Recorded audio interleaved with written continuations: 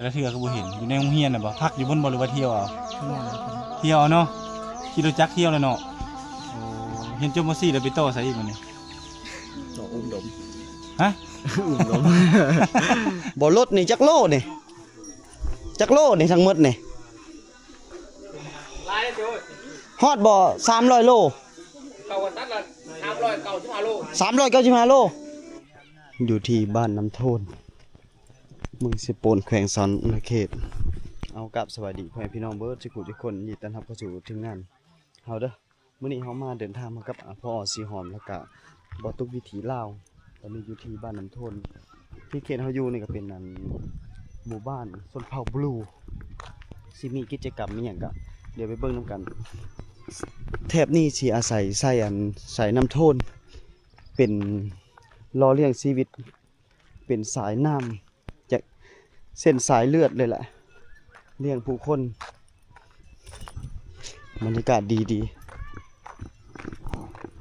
การเดินทางของเฮามื้อนี้ก็ระยะทางก็บ่ต่ำกว่า100กิโลจากเฮามาแต่บ้านไปกลับกับอยู่แล้วการเดินทางของเฮาประมาณ300กิโลเด้อหมู่บ้านนี้เป็นหมู่บ้านที่มีไฟฟ้าแต่ว่าบ่มีสัญญาณนี่คือมืดตึ๊บเลยทางเขตนี้นะได้อย่างเดียวก็คือโทรทัศน์กับวิทยุแค่นั้นจะห่างไกลจากโลกโซเชียลมีเดียแต่บ่แน่ใจว่าทางบ้านใดมีสัญญาณนะเลาะเที่ยวชมบรรยากาศของหมู่บ้านลูกปืนปาก็มันบ่แตกบ่ลูกปืนเลยของพ่อใหญ่ทำเลยนี่เศษซากเหลือจากยุคสงครามอันนี้แหละหัวแหลมๆนี่ส่วนหลายมันจะบ่ค่อยมีแล้วอันหัวนี่เขาจะทอดออกอันนี้น่าจะบ่มีมือแล้วเด้อตัวนี้ตัวที่เขาล็อกมันจะมีหูที่เป็นเกี่ยวน่าจะบนสนวนเขาบนซับมันติบอน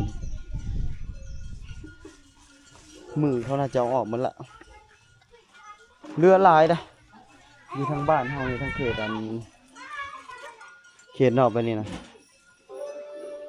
เอามาถิ่มเด้อ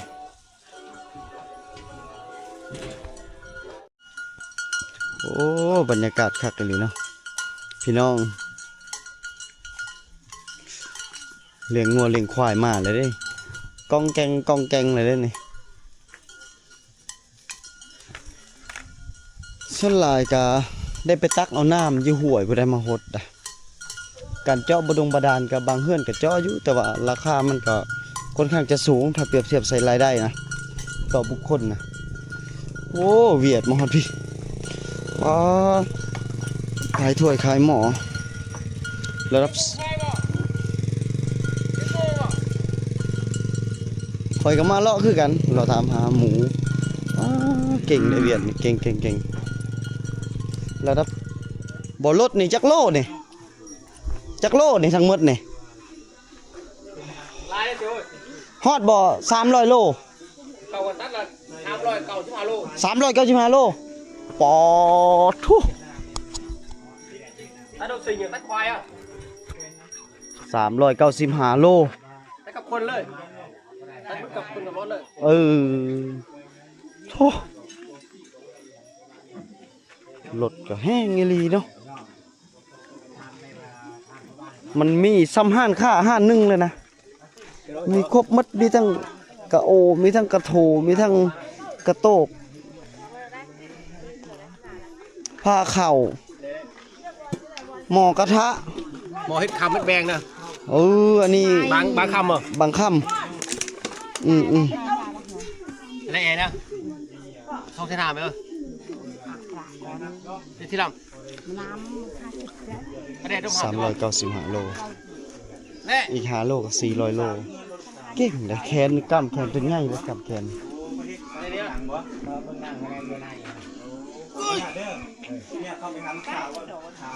เบิ่งช่องไทยก็ได้เนาะน้องสีฟ้า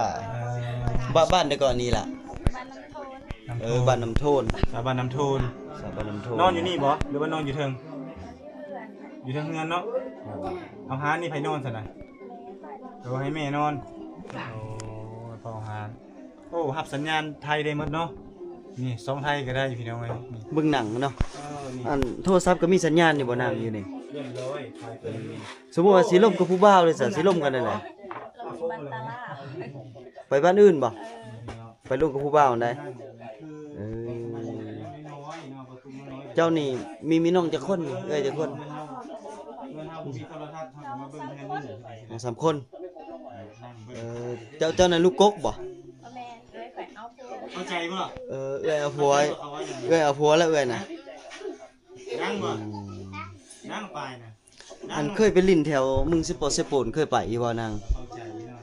บ่เคยเลยผาบังเคยไปบ่นี่เด้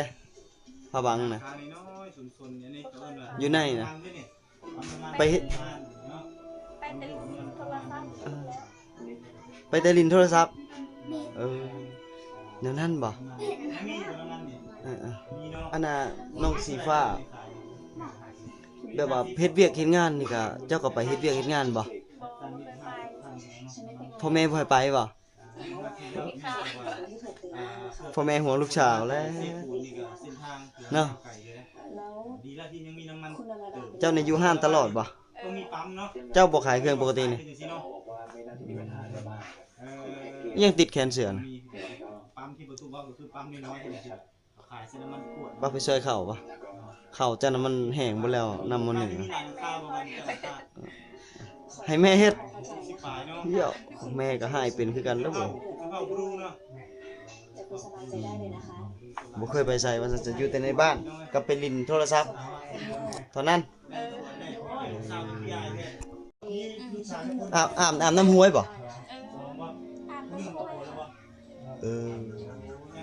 แปลว่ามีบ่เขาเจาะบาดาลเจาะหยังก็มีปานนั้น น้ำประดานบอกมีแต่น้ำสาง มี น้ำสาง เออแต่ว่าบาดาลนี่บ่ได้เจาะเนาะมันแพงบ่หรือว่าใดๆหรือว่ามันตั้งบ่เคยอันเขามาเจาะบ่เอาสมมุติเจ้าจะได้น้ำเนี่ยกลับไปหาบเอาบ่ ไปสวยเข้าไหมอยากไปบ่อยากออกอะไรคือว่าในนั้นล่ะบัดนี้จะบ่ฮ้อนบ่อยู่นี่บ่ฮ้อนเนาะ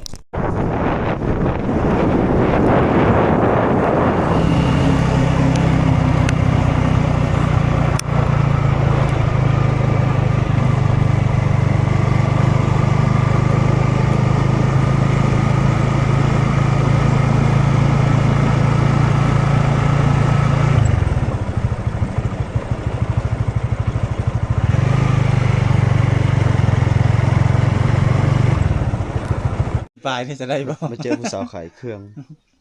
ยังบ่ได้จ่ายเงินแล้วครับมันจ่ายเงินให้เรา15,000กีบเนาะ15,000กีบก็สิตกอยู่ประมาณ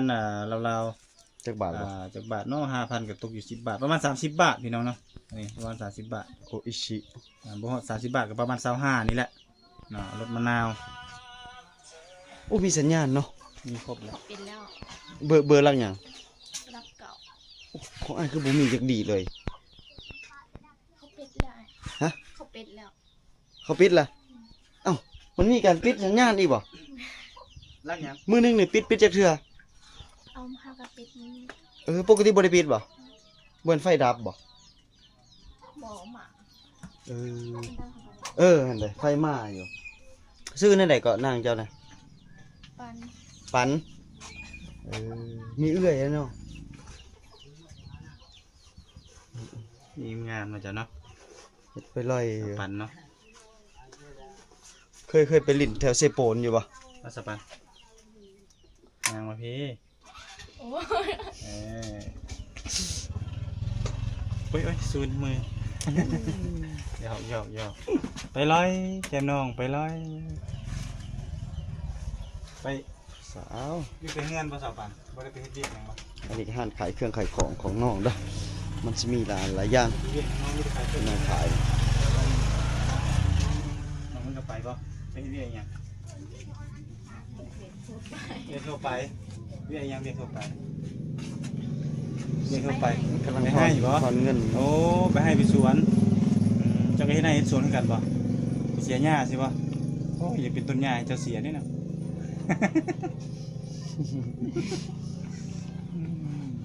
เมื่อกี้นี่เฮ็ดหยังอยู่ทางเฮือนนอนเล่นเฮ็ดหยังสักนึงเข้า แล้วละนึงเก่า ขึ้นไปเบิ่งได้บ่ ยังบ่ เบิ่งวิธีที่เจ้าได้บ่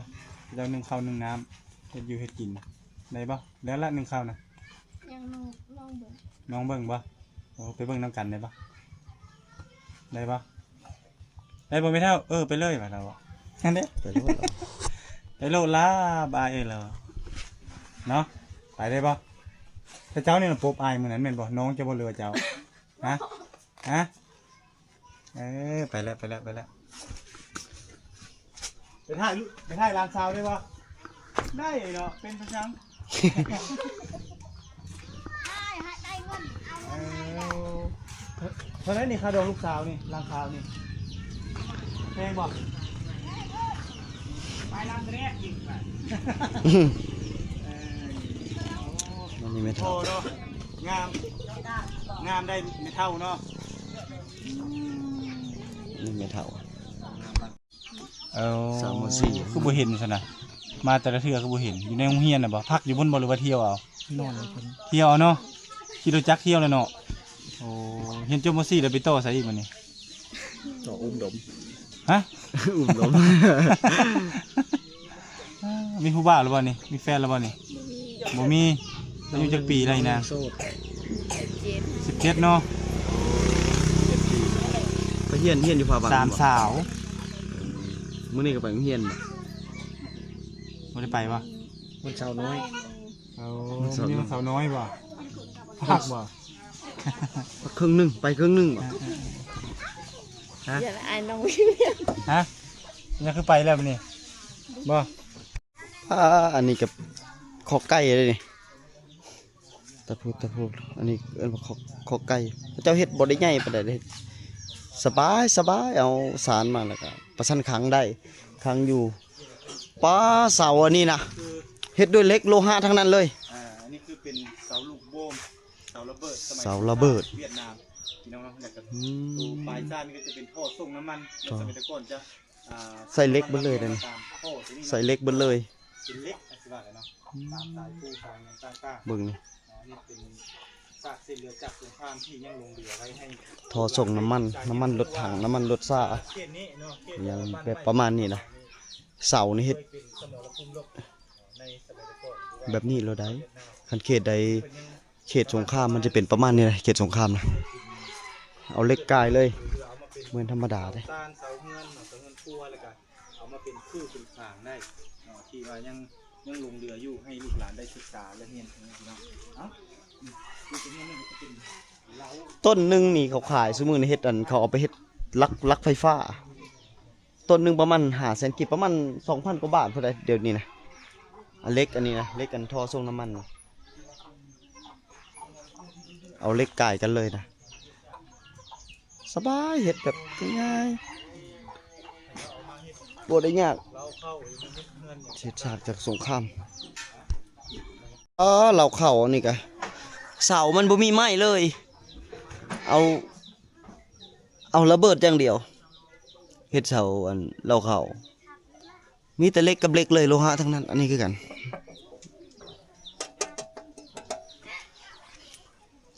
อันนี้คือเราเข้าเขามุ่งก็สุดหลายแม่นกับฟุ้ยพวกกับฟุ้ยก็หยังนะกับฟุ้ยก็เกินปิสน้ำมันโอ้คักเนาะมีแต่ลูกระเบิดทั้งนั้นเฮ็ดเฮือนเนาะเสาเฮือนเสาเล่าเข่าเนาะมีแต่เล็กกับเล็กเนาะโอ้คักเกเลยมีแต่เล็กกับเล็กทั้งนั้นเลย บ้านอันนี้มันเป็นบ้านบ่อนเขาเก็บน้ำมันตั้งแต่ยุคสงครามมันก็เลยหลายแบบนี้ได้นี่หลังนี้คือกัน หลังนี้ก็มีแต่เล็กคือกัน เอาท่อส่งน้ำมันเลยเห็ดอันเหล้าข้าวนี่โอ้คักเนาะมีแต่เล็กเนาะ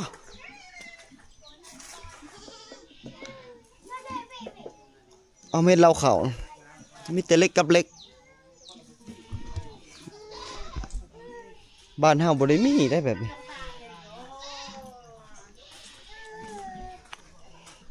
คักหลายโอ้ผู้สาวน้อยกำลังไปตักน้ำโอ้เอาน้ำอีกละทางพี่แม่นนาผาได้นี่ เย็ดเด้อบ่เย็ดเด้อเนาะ ฮู้จักเฮ็ดเวียกเฮ็ดงานได้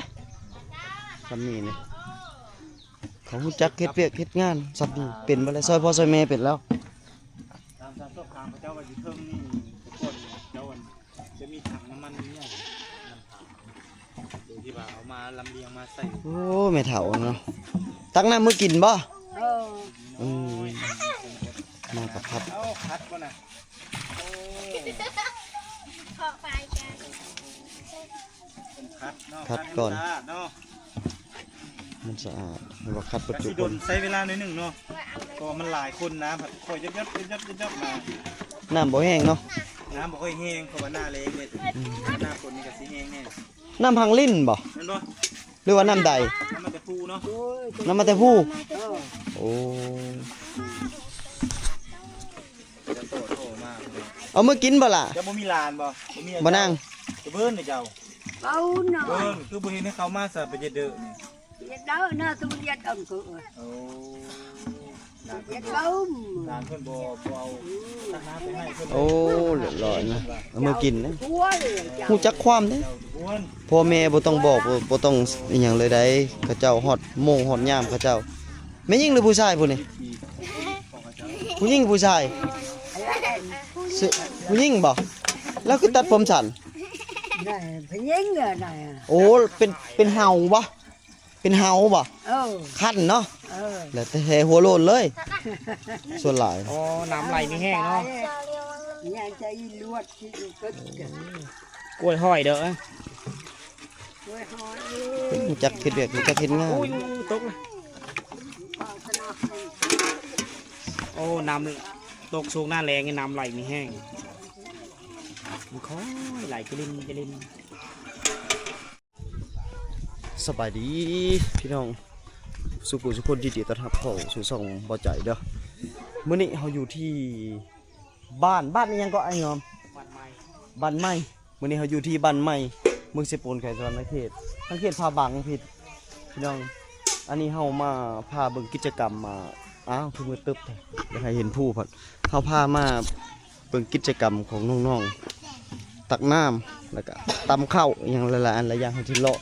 ทั่วบ้านเบิดเลยหมู่บ้านนี้เป็นหมู่บ้านที่ว่าเมื่อก่อนสมัยสงครามเนี่ยเป็นสางเก็บน้ำมันสังเกตเบิ่งมันจะเห็นมีแต่ท่อน้ำมันล้วนๆเลยเขาจะเอามาเฮ็ดเฮือนแล้วเฮ็ดเหล้าเขาจะมีทุกหลังคาเฮือนนะวิถีชีวิตของเขาเจ้าก็ยังอยู่แบบดั้งเดิมเฮือนกะเฮือนที่เราเห็นเนี่ยนะเฮือนตั้งแต่20-30 ปีที่แล้วพุ่นได้เฮือนทรงแบบนี้นะอายุบ่เป็นธรรมดาเลยถือว่าวิวทิวทัศน์ถือว่างามหมู่บ้านเลยติดกับผาบังอันนี้หลังนี่สิเป็นหลังไม้นี่หลังนี่ไม้อยู่นี่อันนี้ก็ไม้แต่ตัวนี้สิเป็นหลังเก่าสังเกตเบิ่งจะเห็นเสาเล็กทั้งนั้นเลยเสาเล็กเสาเฮ็ดจากท่อน้ำมันท่อส่งน้ำมันนะมันจะมีทุกหลังเลยนะแบบนี้เลยนี่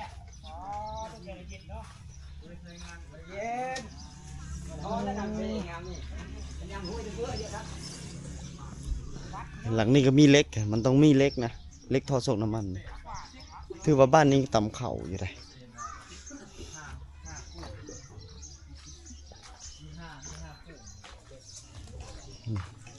ทำข้าวคกอันนี้มันบ่อยากคักปานใดมันจะมีเศษหินเศษอย่างติดไปน้ำเป็นคกอันนี้คักๆอันนี้มันต้องเป็นคกไม้ ที่ยังไม่เห็นอยู่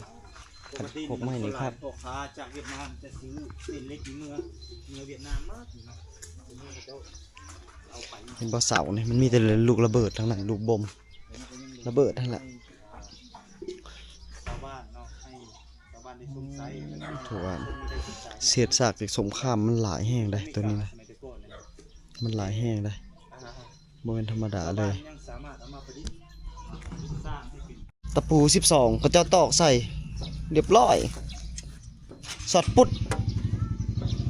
บัดกันหนากับบ่หนาแห้งปานใด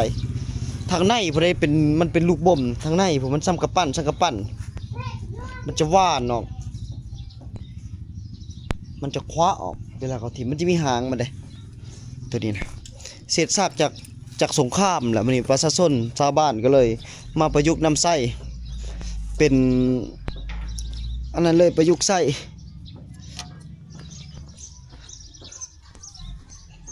ปกติมันจะบ่เหลือแล้วสลายเวียดนามมาซื้อพวกเศษเหล็กแบบนี้นะ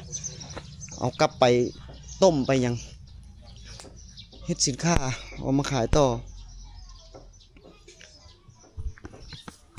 เพื่อนเนี่ยมีแต่เพื่อนรุ่นเก่ารุ่นแก่แบบนี้แหละก็จะมีเพื่อนเวลาเริ่มมีมาละหลัง1 2หลังโอ้ยมีมาเทื่อละหลังนะเส้นทางตัดมานี่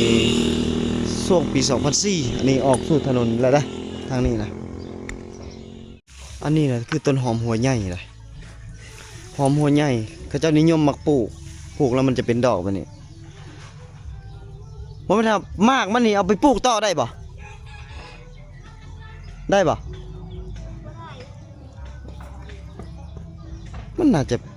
มีเมล็ดมันนะคิดว่านะตัวนี้นะอันนี้ผักบัวธรรมดาต้นหอมตามภาษาไทยนะ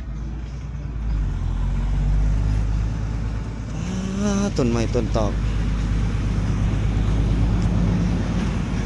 โอ้เฮ็ดเหื่อยได้เนาะนี่เนาะเดี๋ยวไปทำเหื่อยเนาะหากก็เฮ็ดไม่ไหม้เนาะเหื่อจักเหื่อพายนี่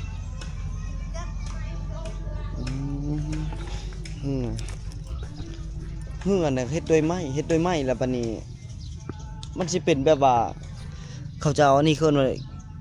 ขี้ซี่น้ำมันย่างนะมาหยอดใส่น้ำมันย่างเฮ็ดคือสมัยโบราณเลยแต่อันนี้บ่แน่ใจว่าเป็นกาวหรือบ่ค่อยคิดว่าน่าจะเป็นน้ำมันย่างเอามาอุดกับขี้เลื่อยที่เวลาน้ำมันเต็มกระสะออกอันนี้แบบนี้นะมันตักน้ำกินบ่ตักน้ำไปกินบ่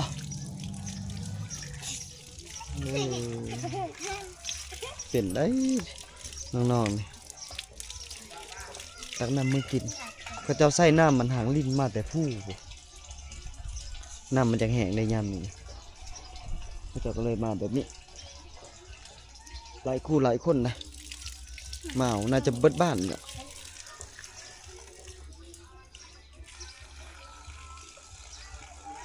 นี่ทางในหมู่บ้านเลยอันเนี้ยทางในหมู่บ้านเพื่อนกับเขาก็จะมากเฮ็ดไม่หลายหลังเลยตอนยุคสมัยมันเริ่มเปลี่ยนเลยคันงานบุญงานดองนี่คือสิหลายโอ้ยอย่างนี้ซับฟากบ่ซับฟากปูพื้นบ่บ้านนั้นนี่ย่ำดองนี่คือสิหลายคนเนาะสับปอกไม่ไผ่ได้เนาะไม่ไผ่ปูป่ะปูแล้วเอาไว้ปู นี่มันเป็นท้าเนี่ยปูขันตัวฟ้าน่ะบางกว่านี้เนาะเอาบางกว่านี้ขันปูเลยคนข้างจะหนาไม่สอดซับปอกเทละแผ่นซับเกินว่าซับฝากบ่เฮ็ดในละบ่ได้แล้วไม่เป็นมีเงินขละได้จากก็เฮ็ดบ่เป็นนี่เฮ็ดเลื่อยไม้บ่เป็นอีกบ่เป็นเองให้ลูกหลานก็คันมีเงินเขาไล่เป็นเม็ดได้เนาะเดี๋ยวนี้ชาปลายพันแล้วเม็ดนึงอ่ะโอ้น้ำมันมันขึ้นแห้งกระติกเนาะมันก็ขึ้นแล้วมันบ่คืออีกแล้วกระชวนสั่งต่อมันขึ้นแต่เก้าเม็ดนึง7-8,000เลยแล้วก็เลยไปซับปากไม่เหนียวเข้าเอาเหล้าไปดิเข้าอันบ่จำพีอันนั้นวันเข้า อ๋อเอาโบนบ่ Dạ ยาโบนเนาะ Thả hôn เออ Nó hù đó เอา Dạ เอา hôn nè พิธีกรรมจำผีมื้อมื้อนี้เขาเก็บเนาะ Kiêm อื mư มอยู่ไสฮะ เก็บฝากอ่าง Mình đi Chè bàn เพิ่นไปเพิ่นในท้องนาคบ่ Hơn phó thâu thông nạc lẽ อ๋อเพิ่น เพ พว ราะ ก ว่า เขา พอเท่าทองนักและเป็นอันพญาตนั่นเราเป็นพญาตคัน เอ เอ อ อแน่นอนว่าได้คันเต่า เออ ขึ้น จำผีลองเบิ่ง จำทีลองเมืองยานบางทีเป็นใช้เป็นคันเป็นยังเป็นคันเป็นคายแบบหน้าเขาแน่ที่เขานี่แหละ มื้อนี้เขาเฮ็ดเลยเขาเซาเขาเฮ็ดเนาะ ตอนเช้าแล้วเด็ก เห็นบอกประเภทนี้เขาเจ้าจะเอาข้าวสารถุงหนึงกับเงินแน่แล้วก็เหล้าแน่ ว่าผู้มีเงินคันว่าบ่เอาเหล้าก็เอาแต่เงินก็แล้วเขามาให้เหล้านั่นวัดผู้เจ็บนั่นอาศัยเหล้าเนี่ยคนกินก็กินหมดซื้อเงินเนี่ยปุ๊บไปในอื่นกับใครแน่จางรถจางรางเนาะผมว่าเนี่ยนะ เอา นี่ให้แต่เรานะ ก็เอิ้นว่าซอยกัน ช่วยกันบัดเรากับบ่หมดนี่อย่าไปเวียกต่อเนาะมันไปห้องหมอต่อเงินก็หมดเงินช่วยเหลือแม่ว่าใช้เราแน่มันพอเราน่ะก็เอาเงินตัวนั้นมาซื้อตามมันบอกว่าในนั้น เออ นี่ก็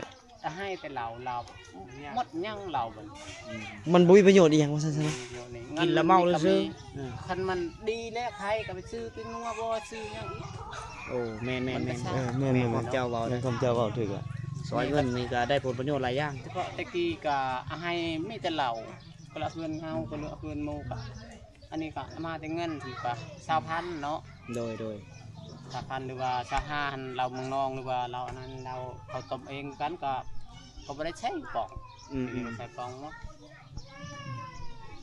มื้อเพิ่นมีพิธีกรรมเจ้าก็ไปเลยมื้อเนาะเจ้าน้อยนี่ก็ไปเลยเนาะ แล้วนี่ก็เฮาไป ไปร่วมน้ำหมู่เนาะ ไปรวมน้ำหมู่ลูกเฮาก็หลายคนอยู่แล้ว ไปซอยผู้บางคนก็เอ็ดอยู่เอ็ดกิน แต่มื้อนี้ล่ะไก่7โตว่าเรา7ให้ไก่7โต มื้อนี้เนาะ เออ เออ เราให้ก็เราให้อลีเนาะ เราให้ตะกี้เราให้อันนี้ก็เราให้อีหลีเราให้อยู่ นี่คือการมีประเพ การและ ณี ฮีดเด้ฮีดเขาจ เป็นฮีดเลย ำวันเข้าหั่นแหล้วนะ มีเหย่าพร้อมเลยเนาะ มีเหย้าก็มีเขาเหย้า อ๋อเขาเหย่า เขาไปเอาหม้อแล้วเขาเหย้าเป็น อืม เขาเหย้าก็ทำในใดนั่นน่ะก็ท มันเป็นประเพณีของเขาเจ้าเสื้อผีที่เขาหมายประมาณว่าอันนั้นงมง่ายเบิ่งก้อนเพื่อสิ่งที่ตาบ่เห็นเฮ็ดเป็นตุ่มเป็นขั้นเอาหมอมาเหยามาเป้าเหล่าพ่นน้ำเพิ่นอันนี้คันว่ามันบ่เศร้าแล้วก็สิได้ไปหาหมอต่ออีก